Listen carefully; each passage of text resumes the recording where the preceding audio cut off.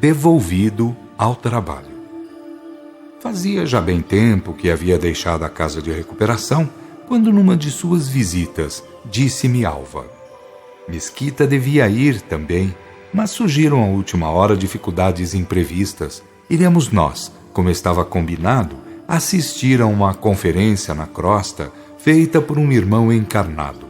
Como já teve a oportunidade de ver ou rever a história do homem sobre a Terra, terá agora a oportunidade de ouvir, da boca de um encarnado, uma exposição resumida da mesma história. Como já ouviu dizer, trabalhamos sob a égide de Jesus, no plano geral, mas no quadro das ramificações obrigatórias, das funções executivas, os trabalhos obedecem à orientação de grandes oficiais, de subalternos categorizados. Assim, pois, os serviços em torno à unificação da fé por compreensão e não por mística piegas estão afetos a quem de direito por outorga da própria diretoria planetária. Compreendo perfeitamente, amiga Alva, que a Terra vale, para efeito de administração, por um país maiorzinho e bem mais justamente administrado do que os países pequeninos de nós bem conhecidos, e que, assim como os países da Terra possuem seus chefes supremos, seus ministros, seus governadores, seus secretários, seus chefes de repartições, etc., também um planeta os possui, e é claro, em bem melhores e maiores expressões. Muito bem, pois iremos nós três, você, Cristina e eu. Esteja pronto à hora de costume. E deixou-me a meditar, mas a meditar com outro conhecimento de causa, que não aquele dos primeiros dias, quando tudo era confuso. Agora sabia bem que tudo é por ordem, por hierarquia, por gamas vibratórias e administrativas, havendo direção para tudo, de dentro para fora e de fora para dentro. Tudo simples, natural, altamente respeitável. Pelas 6:pouco, acompanhado de Fábio, entrou Mesquita. Entrou, devo dizer, para a casa onde então passei a habitar, residência de velho amigo, porque afinal, por obrigação funcional ou que quer que seja, não quis e não poderia, de fato, ter ido para regiões outras, onde tivesse parentes radicados.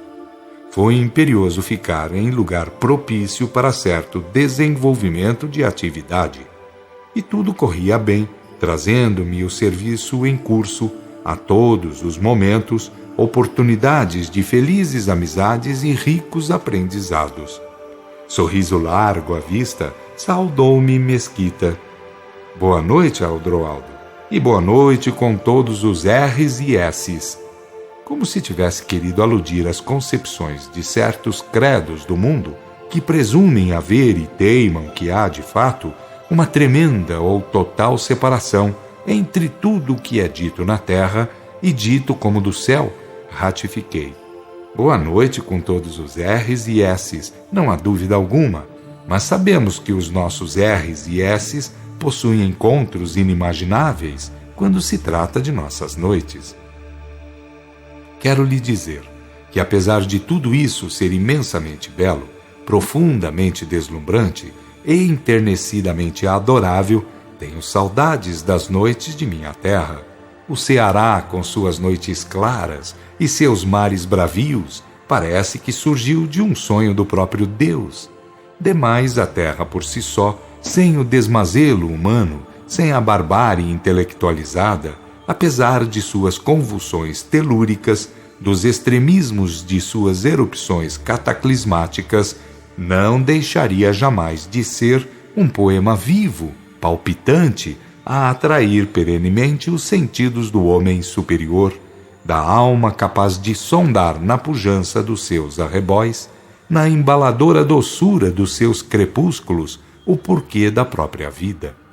Não existe trecho de estrada, galho de árvore, pétala de flor, regato serpenteante que não tenha herdado pelo menos uma só bênção das musas. A dor, o amor, a alegria, a tormenta, o dia, a noite, o riso, a lágrima, o belo, o feio, a ignorância e a sabedoria, que coisas são, em conjunto, sem ser o motivo de todas as sinfonias, a alma de todas as canções, a base de tudo que se possa argumentar? Por causa da terra, amigos, as inteligências mais belas, os cérebros mais atilados, os corações mais amantes, sonharam com o que de mais sublime possuem os céus. Jesus, em sua grandeza, mandou olhar para os lírios do campo e para as aves do céu. Por quê, meus amigos? Por causa da singeleza, por vias das tremendas lições que a simplicidade encerra e prodigaliza. Alva entrou, ouviu um pouco e sorrindo lhe ciciou aos ouvidos: que cheirinho de poesia anda por aqui hoje? Estamos na hora? Indagou Mesquita, volvendo-se. O senhor também vai? Quis eu saber, pois estando presente e dizendo Alva o que disse, supus ter havido qualquer nova deliberação. Vou para a crosta, mas cumprir outras ordens. Vou para aquele centro onde fomos ver aquelas operações espirituais. Lembra-se do caso do Fábio? Lembro-me perfeitamente. Temos ordens a transmitir aos guias daqueles serviços, informou. É interessante, considerei, imaginando no que se teria passado desde aquela noite, quando bem má impressão tais serviços nos causaram, pelo inferiorismo em geral ali reinante. Notando minha curiosidade construtiva, tornou ele, em resumida explicação. Expus aos dirigentes o meu parecer, e a resposta levo-a para, no caso de aceitação do alvitre superior, contribuir com elementos de melhoria em geral. A resposta está sendo endereçada aos guias do centro, e os guias falarão aos seus imediatos, que são os trabalhadores encarnados. Não ficaria bem, em tal caso, falar diretamente aos encarnados. Afinal, se outra fosse a ordem intelecto-moral reinante da parte dos encarnados, outra seria a ambiência do plano astral. Falaremos, pois, aqueles que são o reflexo do pensar ambiental. Como deve ter lido, somos atraídos ou repelidos pelo modo de pensar e sentir dos que na carne se reúnem. Eles é que possuem a chave, pelo imenso poderio eletromagnético cujos pensamentos fazem intervir. E se não aceitarem a oferta superior? Continuarão como estão, respondeu fazendo significativo gesto de ombros. Não seria justo impor. Como que antecipando-se ao meu dizer, sorriu inteligentemente e salientou. Nada disso, pois não são de modo algum maldosos.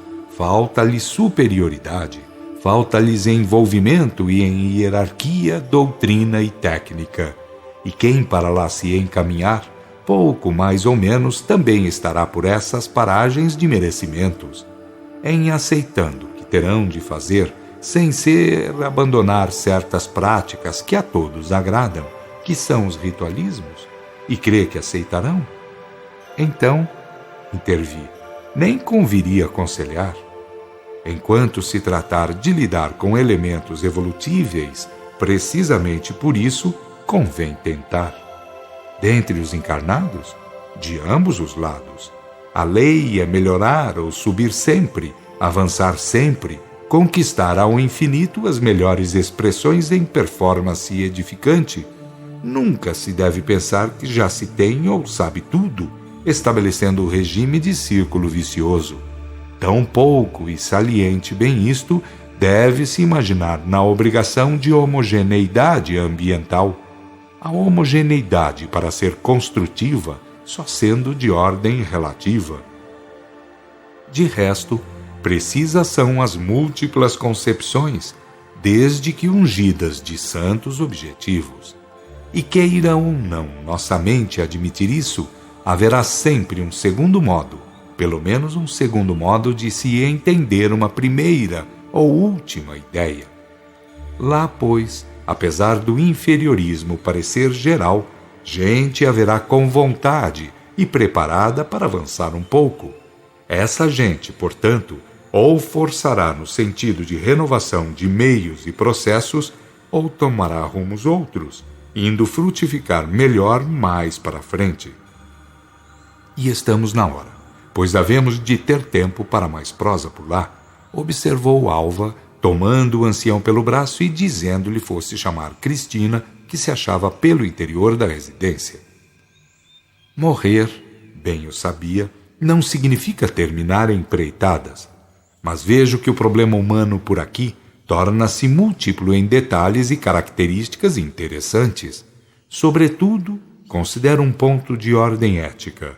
Enquanto na carne julgamos que a morte nos separará de certas obrigações, criando uma distância, dispondo barreiras, aqui viemos encontrar uma ordem em todas as coisas e propósitos, pois a unidade nas operações firma-se de modo espetaculoso.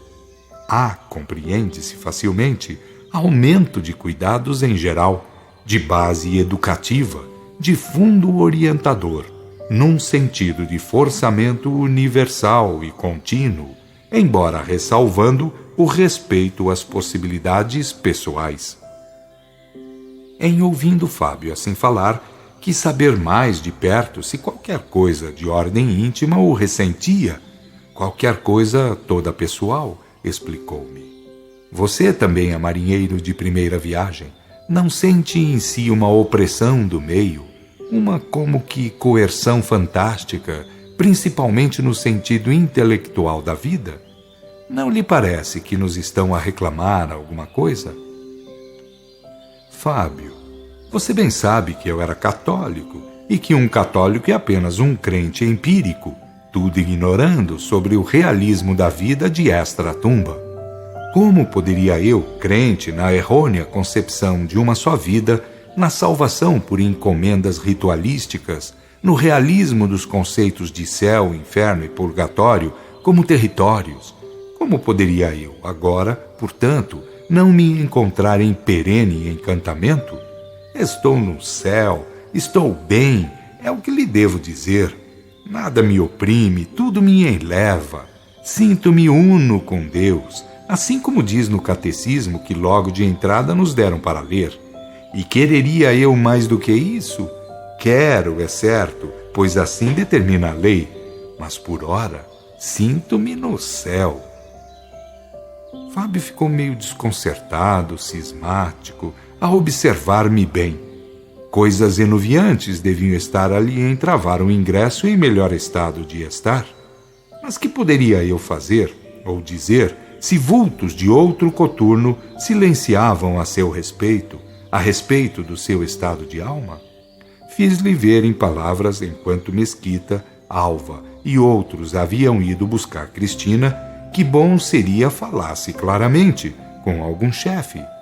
Havia um porquê qualquer, sem dúvida, por resolver, sendo que os elementos e meios não deviam estar longe.